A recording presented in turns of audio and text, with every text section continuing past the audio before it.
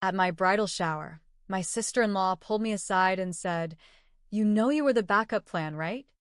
When I asked what she meant, she pulled out her phone and showed me old messages between her and my husband, 1 week before our engagement. I canceled the shower cake, gave no explanation, and left early. The next day, I told him to choose me or their lies. His silence made the choice for me. I didn't grow up dreaming of a perfect wedding. I just wanted something real. A real love. A real partner. A real life. After everything I went through in my 20s, 2 messy breakups, 1 broken engagement, I told myself I'd know when it was real. So when I met Matt, I thought maybe I finally got it right. We met through work. Not the same office, but we ended up on a joint project between his company and mine. He was the calm in the chaos. Friendly, respectful, not too pushy. We had lunch together once after a meeting, then again the next week. He listened when I talked. He remembered things, like how I hated cilantro or that my dad passed when I was young. That mattered to me. We took it slow. Friends first, then dating. After a year, he brought me home to meet his family. That's when I met Stephanie. She was polite. Not warm, not cold. Just distant. I figured that was normal. Some people take longer to warm up. But I always felt something off about her. Like she was pretending to be friendly. Still, I ignored it. Matt and I were happy, and I didn't need his sister to be my best friend. Fast forward 3 years. We'd moved in together, adopted a rescue dog, and started talking about marriage. I didn't pressure him. He brought it up first, actually. Said he'd been thinking about it a lot and wanted to start the next chapter with me. When he proposed, I cried. Not because of the ring, it wasn't even expensive, but because I really believed in us. Everything seemed right. Until the bridal shower. My sister planned the whole thing. We held it at her house in Grand Rapids. I walked in, and everything was perfect. Pink streamers, candles, rose gold balloons, even a playlist of my favorite songs. There were finger sandwiches, mini quiches, champagne with strawberries. Everyone I loved was there. Except I wasn't prepared for what would happen that day. Stephanie showed up late. She always had a flair for making an entrance. Hair done. Makeup perfect, designer purse dangling on her arm. She gave me a quick hug, smiled like nothing was wrong, and joined the party. I noticed her watching me a lot. I thought maybe she was just being nosy. But about 20 minutes after she arrived, she came up beside me while I was opening gifts. "Can I talk to you in private?" she asked, low and firm. I was confused but followed her. I didn't want to make a scene. She led me to a back room. My sister's little home office. Shut the door behind us. Then she looked me dead in the eyes and said, "You know you were the backup plan, right?" I stood there stunned. "What are you talking about?" She didn't explain. Just took out her phone, opened her photos, and pulled up screenshots. I stepped closer and saw they were text messages. Between her and Matt. Dated 1 week before he proposed to me. I read them once. Then again.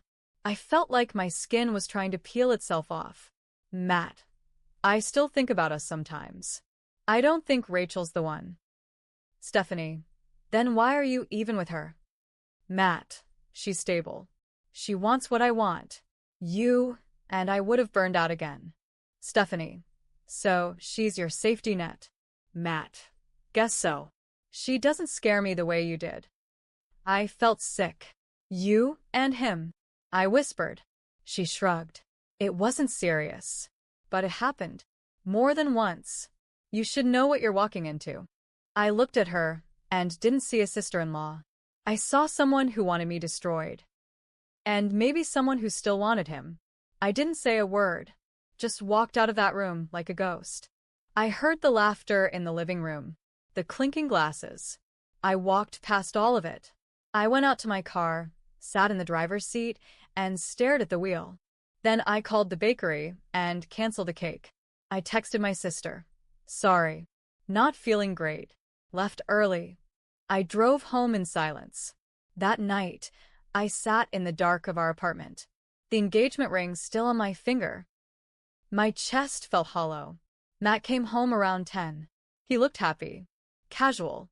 Hey babe, he said. How is the shower? I looked at him. I said one sentence. Me or their lies? He blinked. What? You heard me. Me or their lies. He just stood there. Didn't speak. Didn't ask what happened. Just stared at me with this blank, cornered look. He didn't defend me. Didn't choose me. His silence said enough. I went to the bedroom, packed a suitcase, and drove to my sister's. I didn't cry. Not yet. Next morning, I made a list of everything in the apartment that was mine. Called off the florist. The caterer. My mom cried when I told her. Matt still hadn't called me by noon. That's when I knew. This wasn't a misunderstanding. This was who he was. Who they were. And I wasn't done yet. I stayed at my sister's for 3 nights. Matt didn't call. He didn't text. Not even a "can we talk?" That told me everything I needed to know about how real our relationship had been. About what I meant to him.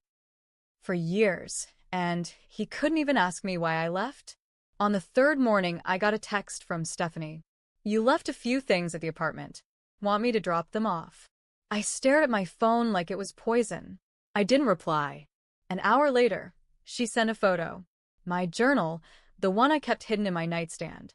And my late father's watch, which I always kept in a box at the back of the closet. She wrote, "Would be a shame if something happened to these." That's when I knew. This wasn't just about Matt. Stephanie had been playing a longer game. She wanted me gone. Maybe she always had. I drove straight to the apartment. I didn't tell anyone. Just walked in using my key, heart pounding. Stephanie was sitting on the couch. My journal on her lap. The watch in her hand. She smiled when she saw me. You came, she said, like she was hosting a brunch. Where's Matt? I asked.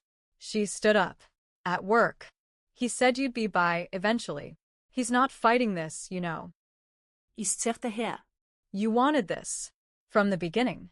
She walked over to me, slow, like she was giving a speech. I never thought you were right for him. You don't challenge him. You're just there. He needs more than safe. He needs someone who actually sees him. You mean you, I said. Her jaw tightened, but she didn't deny it. So, why the texts? I asked. Why show me? Why not just let him end it on his own? She laughed. Because he never would. You made things too easy. You planned the wedding, paid half the deposit on the venue, kept the fridge full, walked the dog. Hell, you probably would have carried his baby while he texted me on the side. I had to show you what you were walking into. I felt like slapping her. But I didn't. I just took the journal and the watch from the table and walked out. She didn't stop me. The next day, I started digging. I wasn't done. Something told me there was more to this. More than just a few flirty texts and a shared past.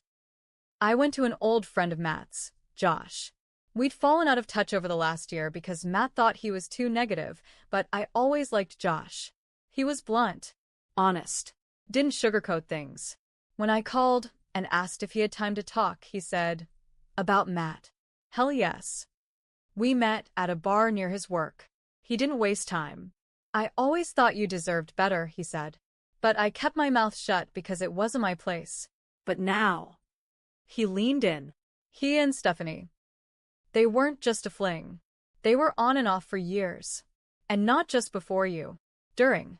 My stomach dropped. What do you mean during? Josh looked me straight in the eye. Last fall.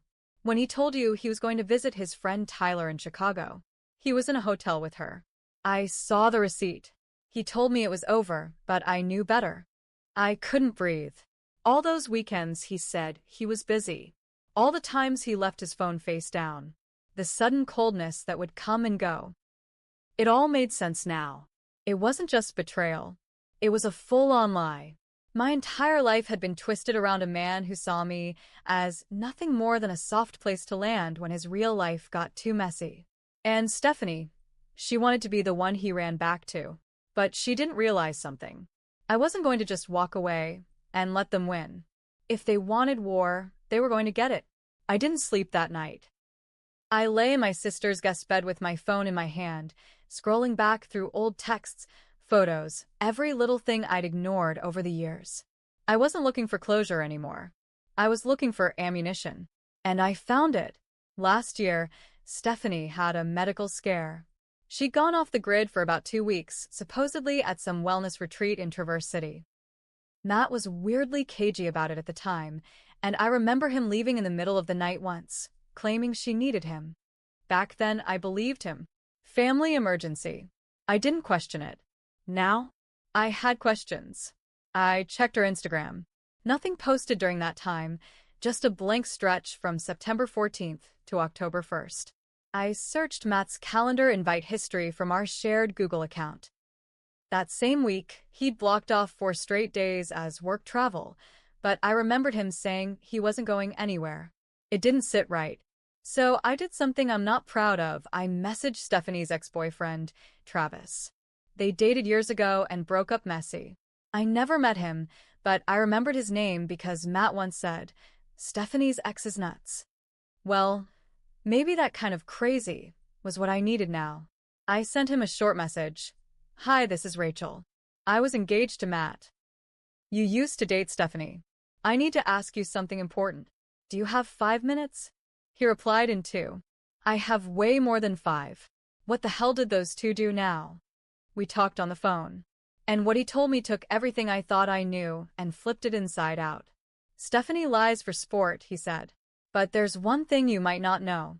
She got pregnant last year. She told me it was mine until I found out she was also seeing Matt." My heart stopped. "Did she have the baby?" I asked. No. "She lost it. I think she lied to Matt too.